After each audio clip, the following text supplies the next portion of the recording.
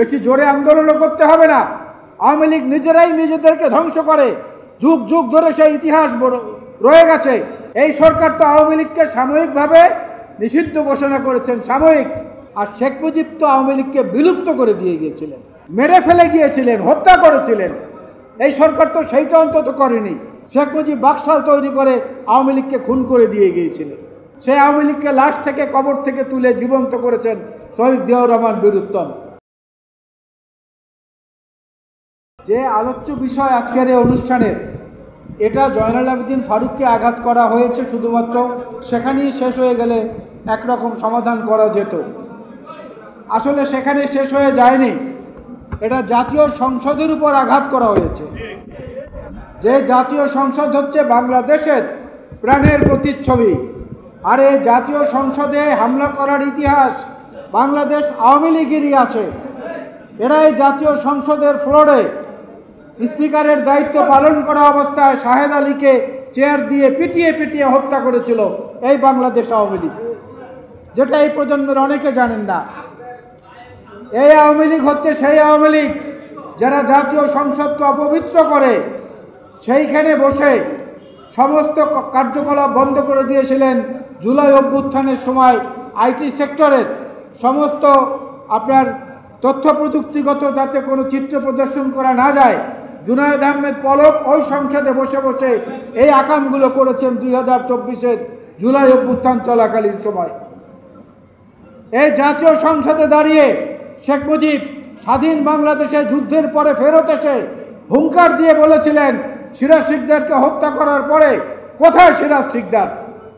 বিচার বহির্ভূত হত্যাকাণ্ডকে শেখ মুজিব নিজে স্বীকৃতি দিয়েছিলেন এই সংসদে দাঁড়িয়ে। সুতরাং জাতীয় সংসদকে আঘাত করা আওয়ামী লীগের পেশা, আওয়ামী লীগের নেশা এবং আওয়ামী লীগের স্বভাব। এগুলো আমরা দেখেছি বিভিন্ন সময়। আজকে নির্দিষ্ট দুটো নাম আপনারা বলেছেন যে অমুকের বিচার করা উচিত, অমুককে গ্রেফতার করা উচিত। গ্রেফতার করা উচিত সবার আগে মহিউদ্দিন খান আলমগীরকে। কারণ আপনাদের মনে আছে এই ফারুকের উপরে হামলা করার পরে তার সঙ্গে যে ওই সময় বিএনপি নির্বাচিত সংসদ সদস্যরা ছিলেন, তারাও অনেকে শরীরে আঘাতপ্রাপ্ত হয়েছেন, যার মধ্যে আমাদের বোনেরা ছিল, আমাদের ভাইয়েরা ছিল। এর পরপর রাজারবাগ পুলিশ লাইনে পুলিশ সপ্তাহ উপলক্ষে পুলিশকে পদক প্রদান করা হয়েছিল। সেদিন এই দুইটি নামের লোককে, একজন মুসলিম, একজন সনাতন ধর্মাবলম্বী, এই দুই পুলিশ অফিসারকে সেদিন পদক দেওয়া হয়েছিল, বিশেষ পদক। সাংবাদিক বন্ধুরা জিজ্ঞেস করেছিলেন মখা আলমগীরকে, তাদেরকে পদক দিলেন কি কারণে? চিফ হুইপকে হামলা করেছে এই জন্যে? সেদিন মখা আলমগীর উত্তর দিয়েছিলেন, হ্যাঁ, বিরোধী দলীয় চিফ হুইপকে পিটিয়েছে, এই জন্য তাদেরকে আজকের এই পদক দেওয়া হয়েছে। তো কার কাছে তখন বিচার চাইতেন? এখন বিচার চাওয়ার সুযোগ এসেছে, সেই বিচার চাওয়ার সুযোগ আওয়ামী লীগই আবার করে দিচ্ছে। গতকালকে একটা বিশাল ঘটনা ঘটেছে বাংলাদেশে। জুলাইয়ের গণ অভ্যুত্থানের গণহত্যাকারী ফ্যাসিস্টদের অন্যতম সহযোগী তৎকালীন আইজি চৌধুরী আবদুল্লাহ আল মামুন, তিনি একজন আসামি ছিলেন। তিনি গতকালকে আদালতে স্বীকার করেছেন যে গণহত্যা চালানোর জন্য তিনিও দায়ী এবং তিনি নির্দেশ পেয়েছিলেন শেখ হাসিনার কাছ থেকে। বাংলাদেশের ইতিহাসে এই ধরনের ঘটনা বিরল। এখন চৌধুরী আবদুল্লাহ আল মামুন হলেন রাজসাক্ষী, আর শেখ হাসিনা এবং তৎকালীন স্বরাষ্ট্রমন্ত্রী হলেন আসামি। এই যে বললাম, তারা নিজেরা নিজেদেরকে শিক্ষা দেয়, আমাদেরকে বেশি দাবি তুলতে হবে না, বেশি জোরে আন্দোলনও করতে হবে না। আওয়ামী লীগ নিজেরাই নিজেদেরকে ধ্বংস করে, যুগ যুগ ধরে সেই ইতিহাস রয়ে গেছে। এই সরকার তো আওয়ামী লীগকে সাময়িকভাবে নিষিদ্ধ ঘোষণা করেছেন, সাময়িক। আর শেখ মুজিব তো আওয়ামী লীগকে বিলুপ্ত করে দিয়ে গিয়েছিলেন, মেরে ফেলে গিয়েছিলেন, হত্যা করেছিলেন। এই সরকার তো সেইটা অন্তত করেনি। শেখ মুজিব বাকশাল তৈরি করে আওয়ামী লীগকে খুন করে দিয়ে গিয়েছিলেন।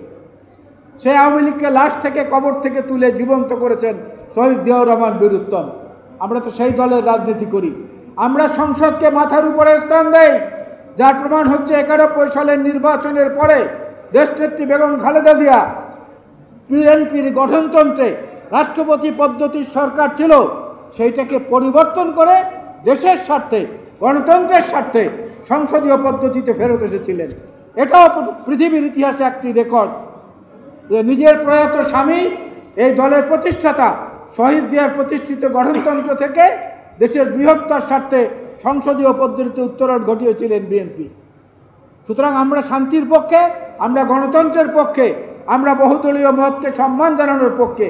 আর আওয়ামী লীগ হচ্ছে ঠিক তার উল্টো, সংসদকে অপবিত্র করার পক্ষে, বিরোধী দলকে নির্বংশ করার পক্ষে এবং ক্ষমতা টিকিয়ে রাখার জন্য গণহত্যা সহ যা খুশি তাই চালিয়ে যাওয়ার পক্ষে।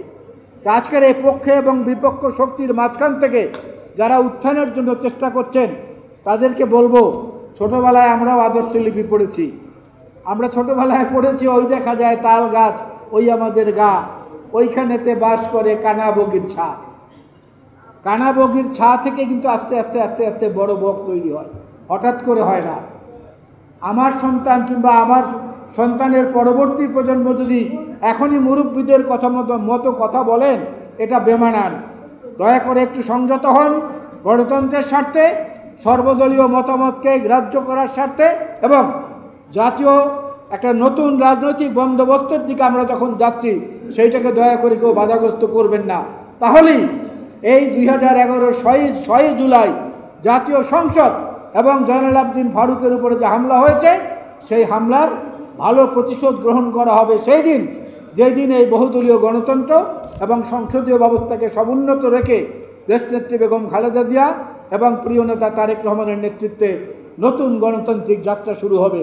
সেই যাত্রায় জাতীয়তাবাদী নবীন দল যারা দুঃসময়ে বিভিন্ন সময়ে অনেক ঝুঁকি নিয়ে আন্দোলন সংগ্রামে ছিলেন, সম্মানের সঙ্গে তাদের সেই অবদানকে স্বীকার করে হুমায়ুন কবির তালুকদার এবং এর সাধারণ সম্পাদক সহ সোহেল সহ যারা আছেন সবাইকে আমাদের পক্ষ থেকে শুভেচ্ছা জানিয়ে আপনাদের পাশে থাকার প্রতিশ্রুতি দিয়ে আল্লাহ হাফেজ। বাংলাদেশ জিন্দাবাদ। যারা বিএনপি নিয়ে খেলা করতে চান, যারা বিএনপি নিয়ে পরিকল্পনা করছেন ধ্বংস করার জন্যে, যারা বিএনপি নিয়ে ধ্বংসের পথ খুঁজছেন, যারা বিএনপি ক্ষমতায় আসার জন্য বাধা সৃষ্টি করছেন, তাদেরকে বলতে চাই, কান পেতে শুনুন।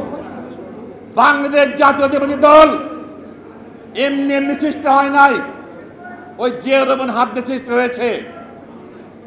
এই জাতীয়তাবাদী দল যে কর্মকাণ্ড করে এসেছে, একমাত্র বাংলাদেশের জাতীয়তাবাদী দল, দেশপ্রেমিক দল, এটাই হলো বিএনপি। এই দেশের একমাত্র পরিবার জিয়া পরিবার, যে জিয়া পরিবার বাংলাদেশের বিভিন্ন সময়ে বিপদগ্রস্ত অবস্থায় ধ্বংসস্তূপ থেকে উঠে আনার যে চেষ্টা করছে, সেটাও বিএনপি, সেটাও জিয়া পরিবার। ওই 71 বলেন, আপনি 81, 90, আবার 24-এ তারেক রহমানের কাশ্মীরিক নেতৃত্বে আমরা আজকে সফল 5 তারিখ পেয়েছি। অনেক জীবন গিয়েছে এখানে, কিন্তু এটাকে এককভাবে কে নেওয়ার চেষ্টা করছেন, ভুল করছেন। আপনারা এখন অনেক ভুল জায়গাতে রয়েছেন, অঙ্কে ভুল করছেন। অঙ্কে ভুল করে আপনারা রাজনৈতিকভাবে ভাষায় কথা বলছেন না। পানিতে সাঁতার কেটে দেশ চালান যায় না। দেশ চালাতে যেটা প্রয়োজন হয় সেটি একমাত্র বিএনপি প্রমাণ করেছে, বারবার প্রমাণ করেছে। আগামী দিন সেটা জনগণের মাধ্যমে প্রমাণ করবে। কিন্তু বিএনপিকে আটকানোর জন্য এই আপনাদের পিআর পদ্ধতি, আবার বয়স 18 থেকে 30-এর আলাদা বাক্স, এইসব করে ভোটকে পিছানোর পরিকল্পনা দেশবাসী জানে। আমরা গ্রামে গঞ্জে গোটা বাসা করি, মানুষের মধ্যে জিজ্ঞেস করি একেবারে ভোট কবে হবে, আমরা বলতে পারি না, কারণ ওরা জানে ভোট নিয়ে ষড়যন্ত্র হচ্ছে। তাই আমরা আজকে বিএনপি এখনো ঘরে ফিরে যায় নাই। বিএনপি একটি সাগরের মতো দল, পাহাড়ের মতো দাঁড়িয়ে আছে তারেক রহমানের নেতৃত্বে। এই দলকে সহজেই ধাক্কা দেওয়া যাবে না। যারা ধাক্কা দেওয়ার চেষ্টা করছেন তাদের বয়সে চিন্তা করেন, আর আমাদের নেতাদের বয়সে চিন্তা করেন। বিএনপি নিয়ে ঘাটেন, ইতিহাস দেখেন, তারপরে বিএনপি নিয়ে আপনারা ষড়যন্ত্র করেন। এখনই না। সারা দেশে আপনাদের 2 লাখ 5 লাখ ভোট আছে কিনা সন্দেহ, জোট করে করে বড় বড় কথা বলছেন। 2-4টা বড় মিটিং করেই সারা বাংলাদেশের ক্ষমতা আসা যায় না। এত অঙ্কে কাঁচা হলে চলবে না। 300 সিট পেয়ে গেছেন অনেকে, 151 সিট হিসাব করছেন। কেন হিসাব করেন, কোথায় করেন, কি পেছনে রয়েছে, কোন হিসাব চলবে না। আগামীতে তারেক সাহেবের সঙ্গে যে ওয়াদা ইউনূস সাহেব করেছেন, সম্মান দিয়ে জানাতে চাই, সে হাতে হাত রেখে যে কথা বলেছেন আগামী ফেব্রুয়ারির প্রথমার্ধে ভোট হবে, আমরা বিশ্বাস করতে চাই। যদি এর ব্যত্যয় ঘটে, তারেক রহমানের নেতৃত্বে, এই বিএনপি নেতৃত্বে এমন কিছু না হোক যাতে আপনাদের সম্মানে আঘাত ঘটে। এটা আমরা দেখতে চাই না।